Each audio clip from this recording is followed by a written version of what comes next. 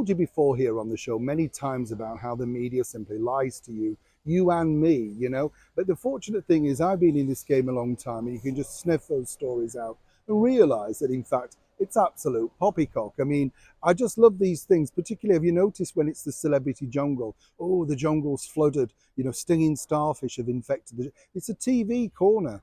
It's not a jungle, you know. I just love the fact that they try and big these things up. You know, it's literally a shelled out area. The bits that you see where they film those stunts are on location, but the rest of the time, it's literally like a pantomime jungle. I'm surprised they haven't got, you know, Jack and the Beanstalk climbing up and down with a few magic beams. It's that fake. But it's interesting how they decide to push certain stories, particularly ahead of the launch of those new series, and more so when you don't necessarily have great celebrities on board.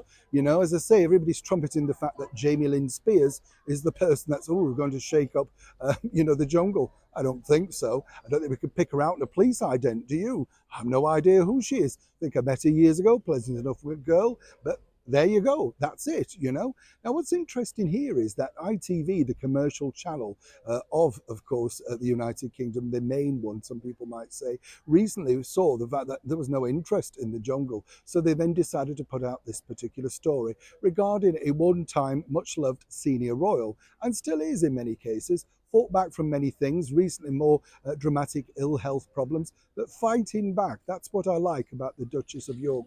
Whether you like what she's done previously or not, you cannot deny that she just doesn't give in. And, you know, that's quite nice. A bit of tenacity regarding also ill health. But what's fascinating is they decided that Fergie apparently had turned down a name your price deal to pop up in the jungle. But there was a proviso. There's always a proviso, you see.